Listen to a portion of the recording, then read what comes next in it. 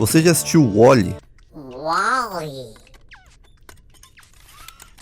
Filme lançado em 2008 pela Pixar que conta a história de robôs feitos para limpar o lixo da Terra, enquanto os seres humanos vão viver no espaço obesos, enquanto os robôs ficam aqui de CLT. Mas só sobrou um robô e uma barata para fazer o trabalho do planeta inteiro. Um dos filmes mais fofos da Disney e obviamente está lotado de easter egg e curiosidades nele. Então eu assisti o filme de novo e anotei cada detalhe nele para mostrar para você.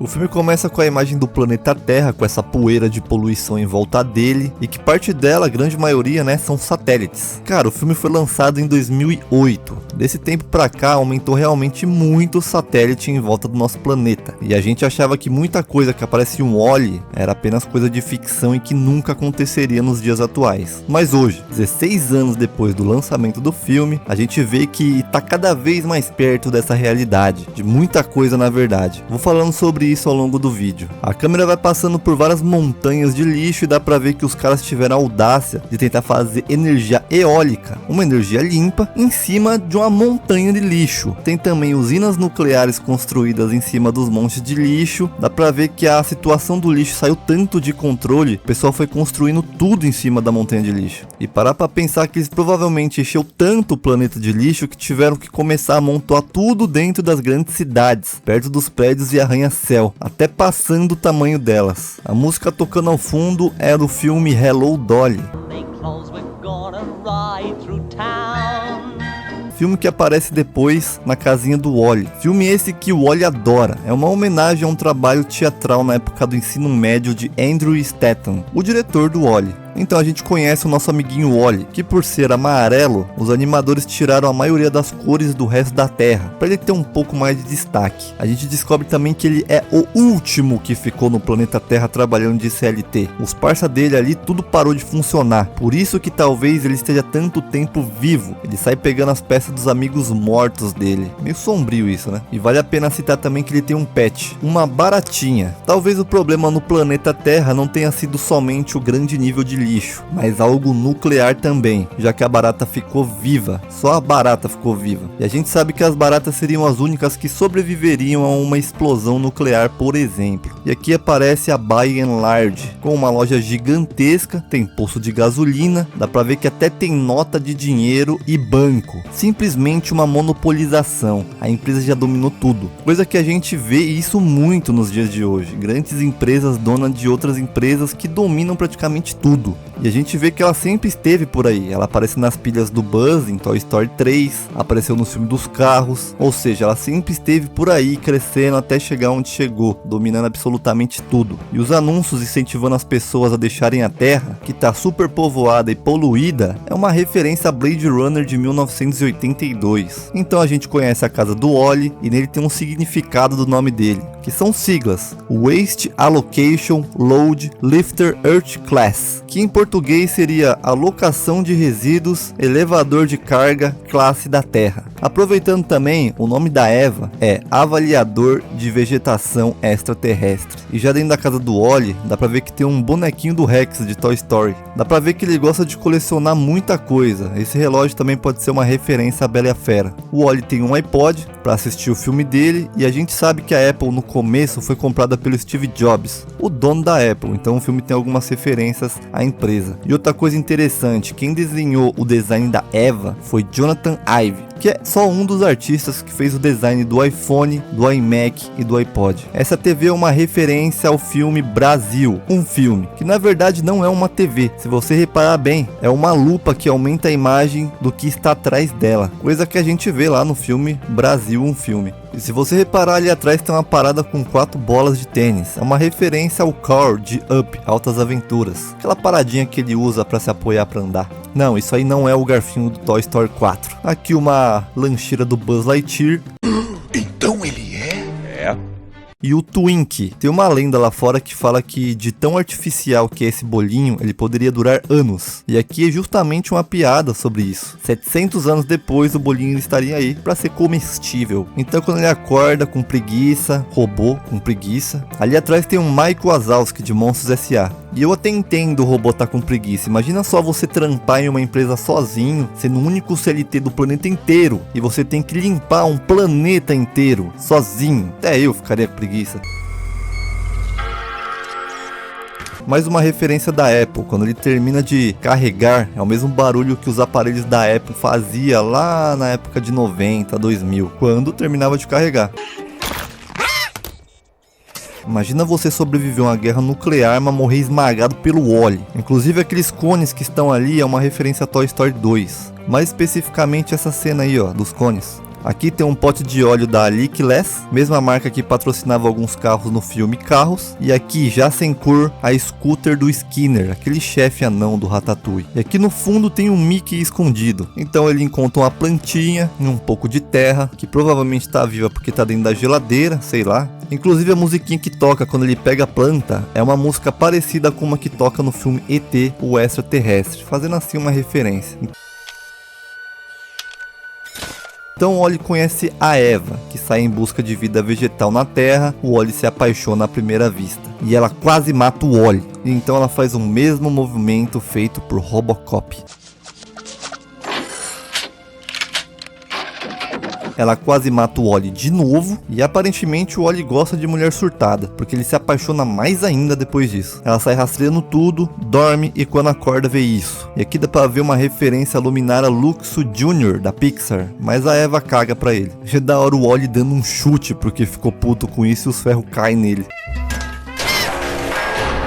E obviamente o famoso carro de pizza da Pixar, que aparece em quase todos os filmes da Pixar. A Eva não encontra nada, fica puta por causa disso e começa uma chuva de areia e o Wall-E convida ela pra casa dele, safado. E a pessoa que dá a voz pra Eva é Elissa Knight. Ela não é uma atriz, ela só trampava na Pixar mesmo e usaram ela pra dar a voz pra robô. Falando em barulho de robô, Ben Burt trabalhou em Indiana Jones, ET, Star Wars. Quando ele acabado de concluir Star Wars, A Vingança do Sith, ele disse pra esposa que nunca mais trabalharia em filmes envolvendo robôs. Quando a Pixar mostrou pra ele a ideia de Wall-E, e ele viu quão emocionante o filme era, ele mudou de ideia e trabalhou nele também, fazendo barulho de robô. Inclusive ele fez 2.500 sons pro filme, muita coisa, cara. O Wall-E mostra a planta pra ela e ela desliga, esperando a nave voltar pra pegar ela, porque ela achou vida vegetal, né? O Wall-E, usando um guarda-chuva, toma uma descarga elétrica de um raio, 2 vezes inclusive, mostrando que o raio cai sim 2 vezes no mesmo lugar e carrega a bateria dele inteira. E os pisca-pisca ficam acesos só quando estão em contato com a Eva. E o Wall-E é gamer, joga Pong em um Atari 2600. O Wall-E volta a trampar, né? Até porque as contas não se pagam sozinhas e a nave volta pra pegar a Eva. Ele fica desesperado e gruda na nave, indo junto pro espaço com ela. A nave passa batendo em um monte de satélite e um em específico fica grudado na cara do Wall-E, que é essa Sputnik, primeiro satélite que foi lançado em órbita lá na década de 50. Ele chegando na base da Axiom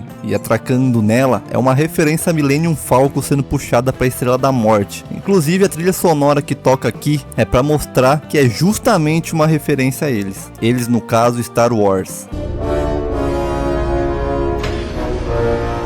A palavra axioma na matemática e na lógica é algo inquestionável ou tido como certo. Então a gente conhece os humanos, que não andam mais porque não precisa. Tudo que eles precisam eles pedem e um robô traz para eles. Ainda não estamos nesse nível, mas eu não acho que demore muito. Por exemplo, Alexa curtir esse vídeo, se inscreve no canal. E eu acho legal a estética do lugar cheio de luzes, pique Hong Kong, Times Square e Tóquio.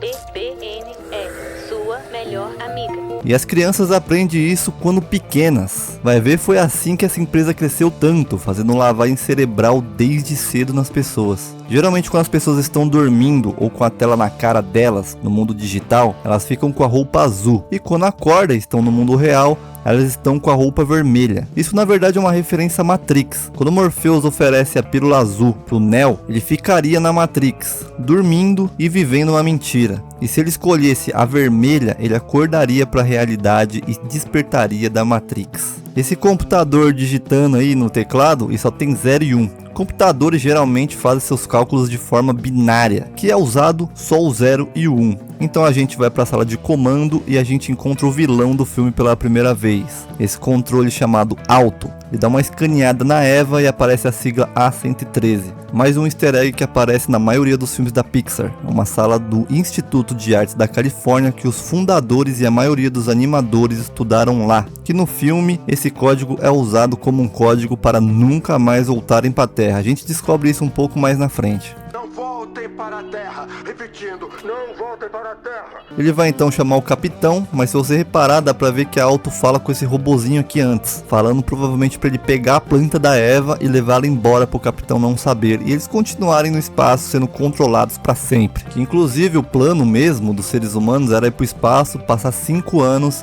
dentro desses 5 anos seria limpada a Terra e eles voltariam pro planeta. Mas a gente sabe aqui que já passou 700 anos e eles não voltaram pro planeta ainda. E os capitões que já trabalharam aqui viveram mais de 140 anos e foi diminuindo cada vez mais, até chegar uns 120 anos. Se você reparar bem, conforme vai passando, os capitões vai ficando cada vez mais gordo, até chegar no nível desse que tá agora, completamente obeso. Deve ser por isso que a expectativa de vida deles pode ter diminuído. E também o nome deles são uma homenagem a pessoas que trabalharam no filme, tendo o nome de roteirista, animador e storyboarder. E quer saber algo absurdo? Eu peguei a idade de cada um desses capitões aí, e se você somar a idade deles, dá exatamente o número 666. Pois é, um número da besta. Não sei se por coincidência deu esse número, mas deu. E outra coisa que eu reparei aqui, fiquei em dúvida se isso era a idade deles mesmo ou se era apenas o tempo que eles ficaram no cargo de capitão. Porque a data que termina o comando de um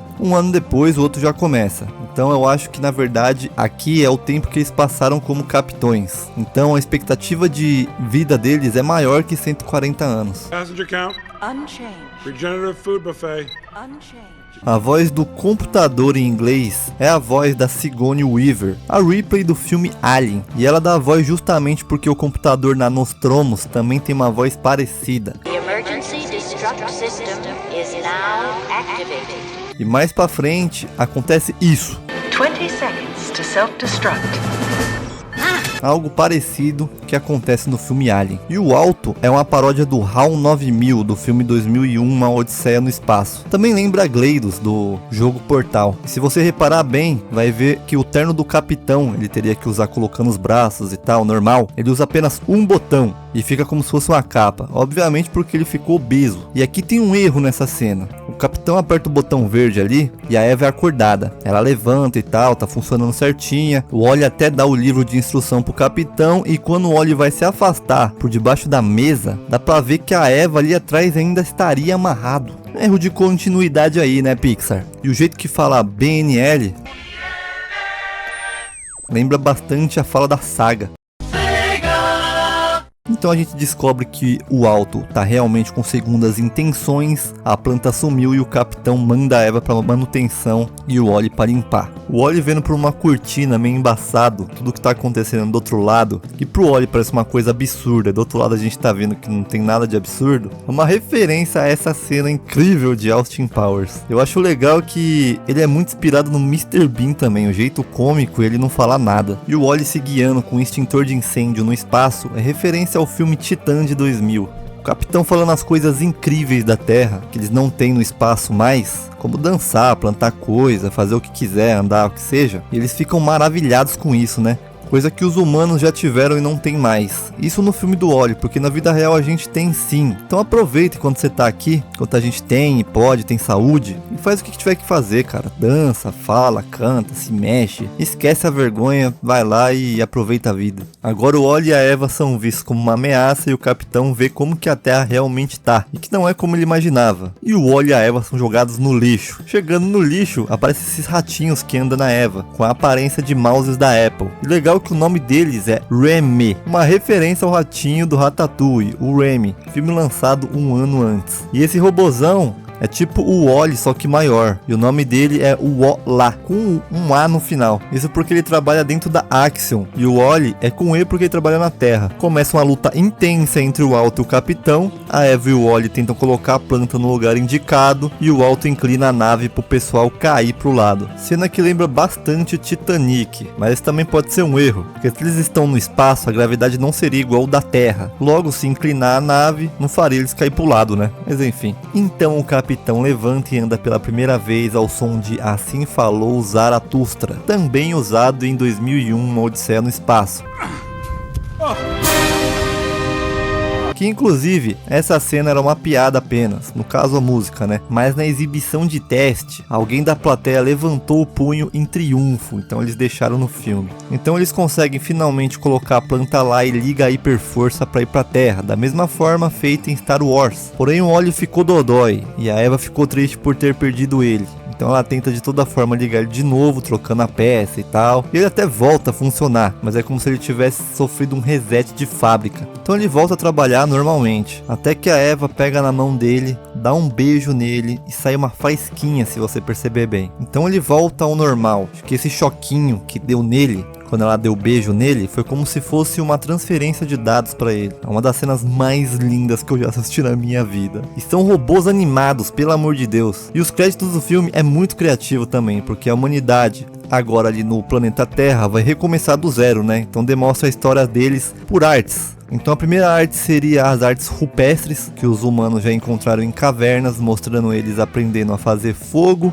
e que plantaram a plantinha com a bota. Depois, um pouco mais avançado e agora com arte egípcia, mostra eles cavando a terra para chegar em um poço de água e plantando seu próprio alimento, só que agora com uma arte pré-colombiana. Então vamos para a arte grega, como se fosse um mosaico, e tem as tartarugas e um peixe palhaço, no caso uma referência ao Nemo. Depois tem a arte parecida com Da Vinci, no Renascimento, eles estão aprendendo a pescar e estão emagrecendo. E a pintura vai evoluindo cada vez mais, assim como a humanidade, criando cada vez mais estruturas, chegando então a Van Gogh, e assim termina o filme. E ainda no final, nos créditos, aparece o Wally trocando a lâmpada do Luxo Jr. O Wally foi a primeira história de amor da Pixar e ele seria completamente diferente. Os humanos na verdade estariam extintos e a Eva teria sido mandada para a Terra por alienígenas gelatinosos chamados Gels, que no final seria revelado que seriam humanos altamente evoluídos. Eles teriam uma linguagem que o público não entenderia, eles também tratariam os robôs da Axel muito mal, chegando até a quebrar eles sem motivo nenhum. Por mais que a aparência deles fosse mais chamativas e mais fácil de fazer, o jeito como eles tratavam os robôs e como o pessoal não entendia nada do que eles estavam falando, o público acabou meio que não entendendo muito. Então eles acabaram trocando por humanos obesos. Enfim, esse foi o vídeo. Caso você saiba de algum detalhe que eu deixei passar, deixa nos comentários. Obrigado se você assistiu até aqui. Aproveita para deixar um like, se inscreve e dê sugestões. Obrigado e um beijo.